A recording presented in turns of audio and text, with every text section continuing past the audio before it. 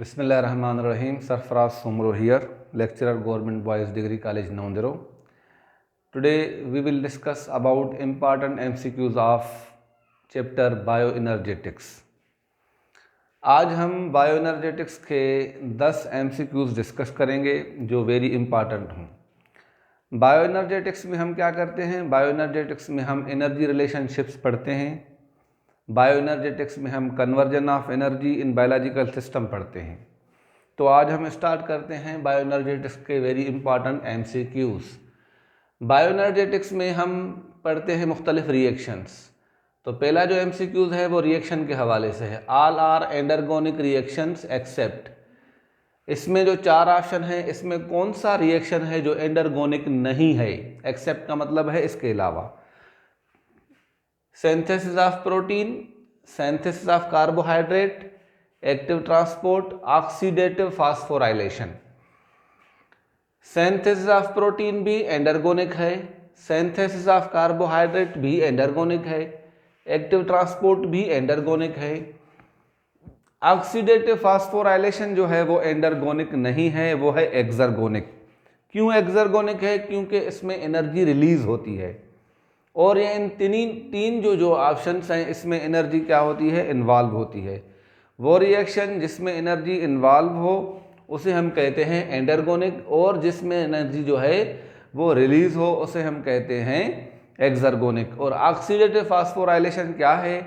इसमें क्या होता है? इसमें ATP की फॉर्मेशन होती है ऑक्सीडेशन के प्रोसेस के ज़रिए। दूसरा जो MCQs है वो क्या है? Major group of complexes are present in thylakoid membrane except. Thylakoid membrane में वो कौन सा कॉम्प्लेक्स है जो मौजूद नहीं होता? थाइलाकॉइड मेम्ब्रेन में वो कौन सा कॉम्प्लेक्स है जो नहीं होता? थाइलाकॉइड मेम्ब्रेन में PS1 और PS2 होते हैं। साइटोक्रोम जो कॉम्प्लेक्स है BF वो भी होता है। ATPs कॉम्प्लेक्स भी होते हैं। Cytochrome B, C, A and A3 ये जो हैं ये थाइलाकॉइड मेम्ब्रेन में नहीं होते, ये होते हैं peripheral membrane space of mitochondria.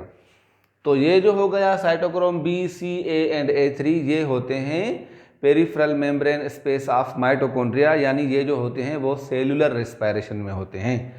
तो जो ऊपर है फर्स्ट उसका जो ऑप्शन करेक्ट है वो क्या है? ये है D। और जो दूसरा नंबर है साइटोक्रोम B ये उसका D, इसका ऑप्शन भी D है।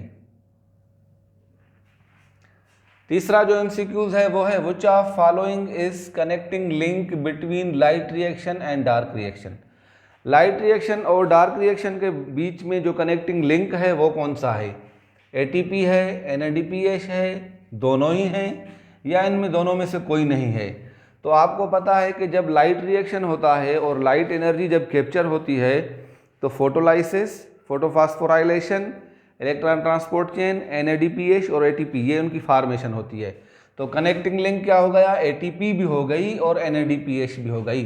ये NADPH का रिडक्शन फॉर्म है। कौन सा है ये?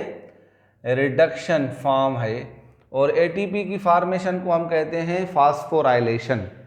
अगर वो लाइट की मदद से बन रही हो तो उसे हम फोटोफॉस्फोराइलेशन कहते हैं, और अगर ऑक्सीडेशन है तो उसे हम ऑक्सीडेटिव फास्फोराइलेशन कहते हैं। Basic skeleton of photosynthetic product. Photosynthetic product में जो बेसिक स्केलेटन है वो कौन सा है? हाइड्रोजन आयंस हैं, कार्बन है, वाटर है या मैग्नीशियम है? तो आपको पता है कि जो फोटोसिंथेटिक प्रोडक्ट है वो क्या है? कार्बोहाइड्रेट। वो क्या है? ग्लूकोज। और ग्लूकोज में जो बेसिक स्केलेटन है क्या है? वो है कार्बन। तो इसका आंसर हो गया ये। और दूसरा जो फॉलोइंग कनेक्टिंग लिंक का जो आंसर हो गया वो हो गया C। तो इसका आंसर हो गया C और इसका आंसर हो गया carbon. Which one is wasteful process? अभी आपको पता है कि बायोएनर्जेटिक्स में हम फिजियोलॉजी पढ़ते हैं, और फिजियोलॉजी में क्या होता है? फंक्शंस होते हैं। फंक्शंस में फोटोसिंथेसिस जो प्लांट में होता है, सेलुलर रेस्पिरेशन जो हर सेल में होता है।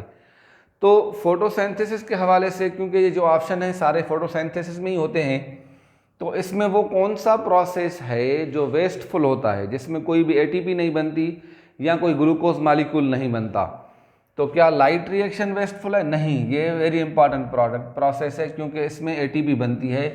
डार्क रिएक्शन भी वेरी इंपॉर्टेंट प्रोसेस है क्योंकि इसमें G3P ग्लूकोज मॉलिक्यूल बनता है। फोटो रेस्पायरेशन और कीमोऑस्मोसिस, कीमोऑस्मोसिस जो प्रोसेस है इसमें भी एटीपी बनती है। तो ये जो फोटो रेस्पायरेशन है इसमें कोई भी प्रोडक्ट नहीं होती।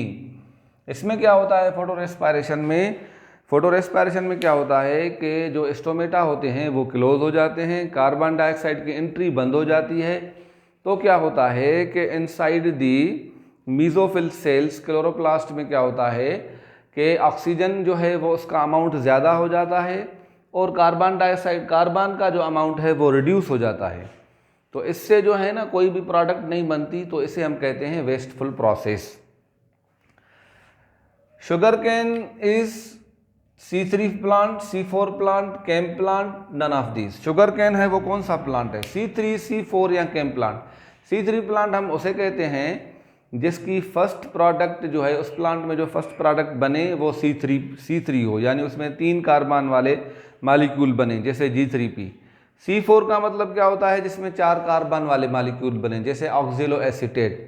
केम प्लांट्स वो होते हैं जो क्रेस्युलेसी फैमिली से बिलोंग करते हों। तो हमें ये चाहिए, ये पता होना चाहिए कि शुगर कैन है वो क्या है, C3 प्लांट है, C4 है या केम प्लांट है। तो इसका आंसर क्या होगा कि शुगर कैन जो है वो C4 प्लांट है।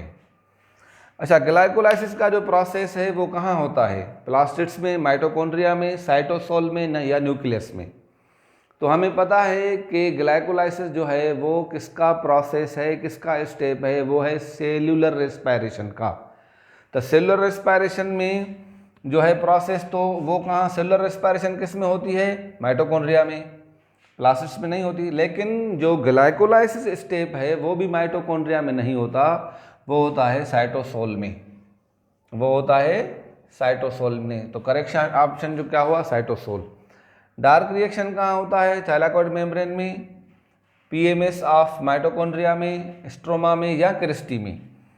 तो जो इसका आंसर है वो ये है कि जो डार्क रिएक्शन है वो होता है स्ट्रोमा में, क्योंकि थाइलाकॉइड मेम्ब्रेन में होता है लाइट रिएक्शन और माइटोकॉन्ड्रिया में तो फोटोसिंथेसिस नहीं होती, इसलिए माइटोकॉन्ड्रिया का ऑप्शन तो कहीं भी सही नहीं होगा।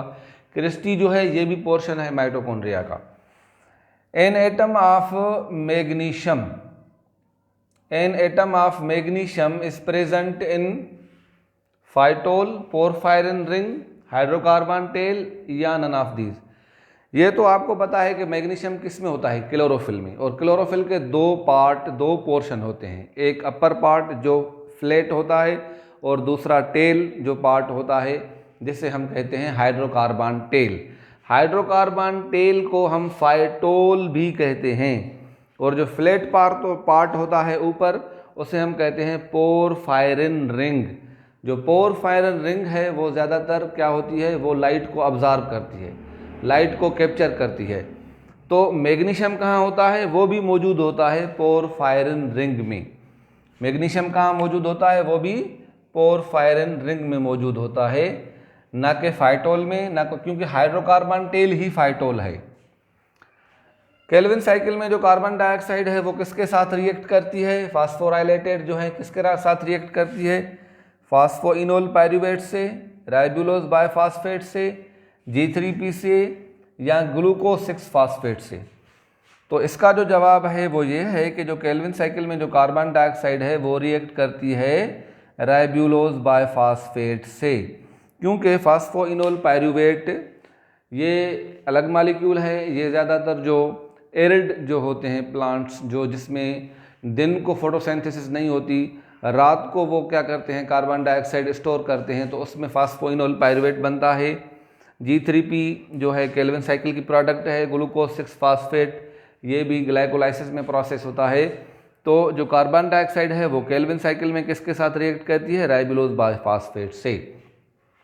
तो ये 10 MCQs हैं, ये इंपॉर्टेंट MCQs हैं, ये ज़्यादातर MD के टेस्ट में आ सकते हैं। अभी हम क्या करेंगे कि नेक्स्ट लेक्चर में हम 10 और डिस्कस करेंगे, इंशाल्लाह आप इन सबको नोट कर लें। Thank you for watching.